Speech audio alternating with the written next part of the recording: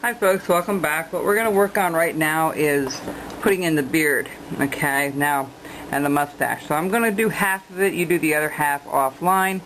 And one thing we need to do yet, let's see if I have a pencil this time, I do. We need to put this little white thing around his head and at the bottom before we do the beard. So let's do that first. So this goes up here like this, okay. And this goes on the bottom here, just like 1/4 of an inch, 3/8 of an inch, okay, all the way around. And so, okay, so we're going to cut that all out first. What that consists of, it's just a stop cut. And we're taking our knife and going around like so.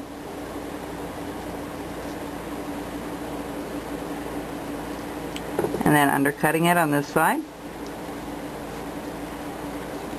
Just cutting it out. Getting this portion out over here.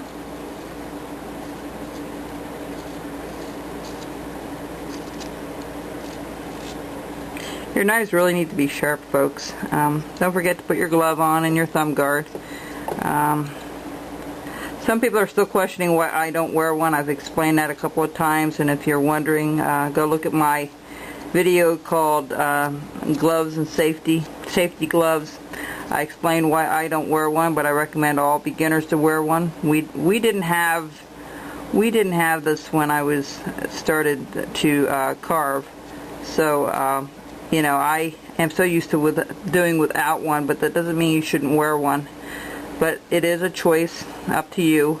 I highly recommend that you do, simply because I know what it's like to cut yourself. And when I first started carving, folks, I cut myself every week. I mean every single week. And I didn't have instructions of how to hold the knife. I kind of learned on my own, you know, or through books, or, you know, that kind of thing. So, okay, we have that done. Alright, and then the same thing with the bottom. We're just going to cut it like this and go all the way around.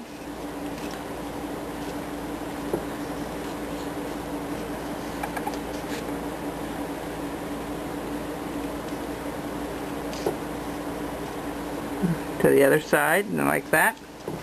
And we're just going to cut it from the top, just like so. Alright, we're going to go all the way around. So you can do that offline and finish that up. And what we're going to do here is the tassel needs to be separated. So all we're going to do is take our knife and we're just going to go around once. I'm going to show you a little trick about doing these real tight spaces. I don't have a line drawn. You can draw a line if you want. That is up to you. I kind of just do it like so.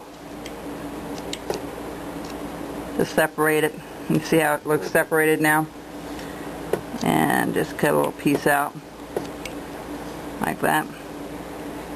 But I'm going to show you something, and I did a long time ago with carving with a knife and how that works, getting into tight spots.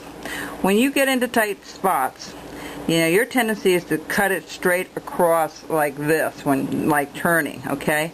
Use a slicing motion when you do that. I'll show you. When I do it like this, it rips the wood apart. Use a slicing motion, you know, and you don't rip things apart near as much. You see how I'm pulling my knife, drawing my knife this way when I'm cutting, and sometimes that prevents it from chipping and getting those hairy little lines. See, I'm doing it now.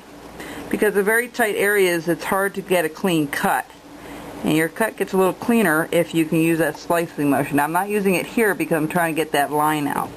Let's see if I can get that. It's hard for me to see sometimes with this camera in my face here. So, just like so. Just like that. Perfect. Okay? That separates. That's how that one should have been, and isn't.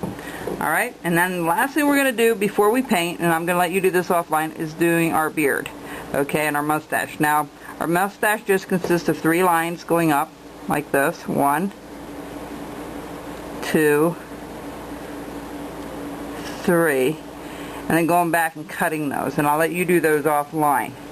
And then this one here, it's a matter of turning it, turning it and do little wiggle lines. Alright, see how that, you see those little wiggly lines? Okay, wiggle lines, I meant to say. And then you turn it around and you do the other side. Now if you have a V-tool, it will go much quicker, of course, but like I said, I don't care for the V-tool. I will get one of these days just to get some practice with it if I ever have to teach with one. So those of you that want to use one can, and learn a little bit more. Okay, so we're going to do this all the way across the beard. Just be very careful around his ears and stuff. And folks, when we come back, we're going to end up painting him. And painting it, you're just going to need some red. You'll need some white paint, red paint, and some burnt umber for the bear. Okay, and some black. A little bit of blue for the eyes, light blue for the eyeball, and black for some little parts for the end of his hands and his feet, the hoofs, so, or the claws. So we'll be back, and we'll work on that when we come back. We'll start painting him up, and then he'll be finished, and we'll have another project done. Go ahead and clean up anything. Don't forget to go back and clean up anything that looks funny. Now I'm going to tell you this, I use a longer pocket knife that I have, a longer blade, alright, and that tends to get up there kind of easier than something short. That's why it's nice to have a couple of different sizes of the blades. I'm not recommending carving a knife as a pocket knife for you beginners, but if you're not a beginner, some of these pocket knives have a nice long blade to them that you can, sliver off some wood where you need to clean things up sometimes. Round this off the back. Don't forget to do the top of your tassel. Finish off the beard and the mustache. And folks, and clean them up a little bit. Don't forget to do your band at the bottom.